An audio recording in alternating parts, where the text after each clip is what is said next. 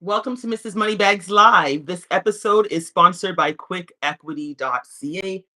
Quick Equity, getting you to your money fast by providing mortgage solutions to clients all across Canada. I am your host, Nicole Williams, aka Mrs. Moneybags.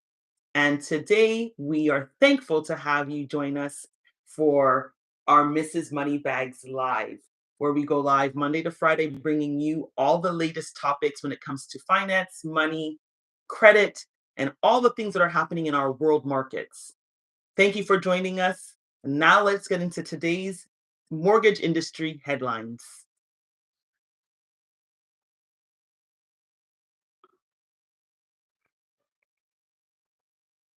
So here is a summary of mortgage and housing news from across Canada for Monday, February the 20th, 2024.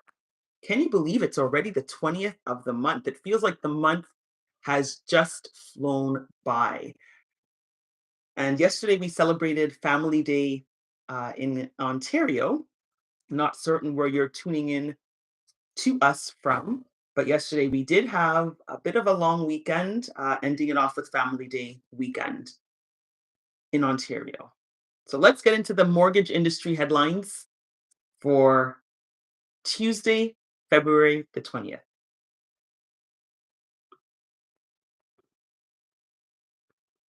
Okay, so rent to own tax cuts take center stage in BC United Housing Plan. With the next British Columbia provincial election less than a year away, the opposition BC United Party has unveiled its new housing plan. Taking aim at what he called the NDP housing crisis, leader Kevin Falcon announced four key policies to target housing affordability. If you want more affordable housing, you have to make it less expensive, Falcon said. You are not going to get there if you try to have the government build the housing or government be the developer or government come up with these complex programs that nobody can figure out. Under the plan, a BC United government would set up a rent to own program for first time home buyers. Falcon said the government would require 15% of units in new builds to be put aside for renters who want to buy. They would have to live in the home for 3 years paying market rent. However, that rent money would be put aside to be used as a down payment to buy the unit. The biggest barrier to young people getting into housing is the down payment. Many of them have the incomes to qualify for a mortgage, but they do not have the down payment, Falcon said. What young couple today could ever afford to save 90 to 100,000?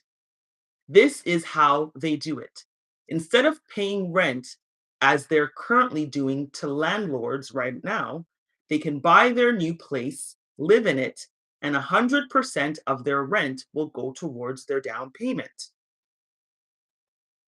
Falcon said that if elected, BC United will also scrap the property transfer tax for first time buyers for purchases up to $1 million, saying it's crazy that people looking to get into the housing market are on the hook for up to $18,000 in tax. The BC United plan also calls for identifying land owned by various levels of government to be put aside for 99-year leases to the private and nonprofit sector. Those developers would pay $1 annually for the land if they build below market rentals. Finally, the plan will eliminate the provincial sales tax on residential construction, which Falcon said would significantly reduce the cost of new builds. The BC United announcement comes just days after the BC NDP government unveiled its BC Builds Housing Plan, which it claims will lower construction costs and speed up timelines and provide more rental housing. The government is pledging $2 billion in low cost financing and $950 million in funding for the initiative, which would be means tested for tenants. It would mandate that 1 in 5 new units hold rents at 20% below market rates and target all units at middle income renters with rent at about 30% of their income. What are your thoughts on this? Rent to own is not a new concept um, within the marketplace. It is not a new concept. What is new is now that the government is saying that they themselves would become the landlords and that they themselves would then bank all of the rents collected by these tenants to then be utilized towards their down payment and eventual purchase of the units. I must also mention that BC United is a challenging government party, but it is not the party that's in power within BC. What are your thoughts on this suggestion by Kevin Falcon? Drop them in the comments below. Let's get discussing. Is this something that you think would be beneficial within British Columbia? And then also, do you think that this would be something that other municipalities and provinces could also benefit from? Drop your comments below. Let's get into the next article.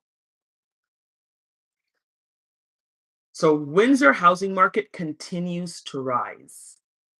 Windsor is within Ontario. I'm not certain if you are aware of that, but let's get into the article.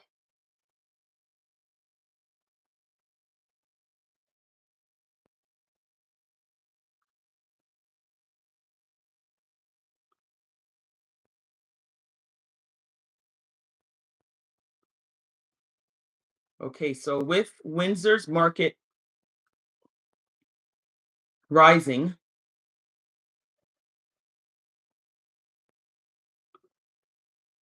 what are your thoughts? Drop them in the comments below.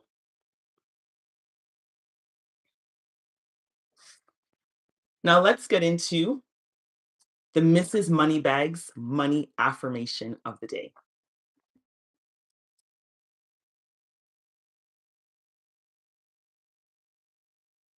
I attract money with each positive thought I have.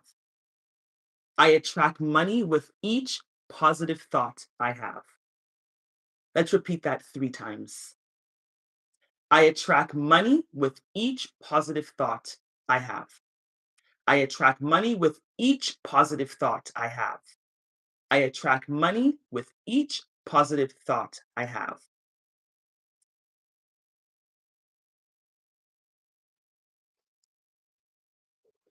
Today's financial tip of the day is about your mental health and all about how you think about money. Have you heard of the book Think and Grow Rich?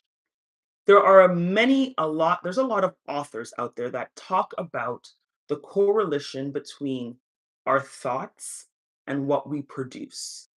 So when you think positively, positive things should and will happen within your life. This includes in your finances. When was the last time you really thought positively about your finances? When is the last time you reviewed your financial goals?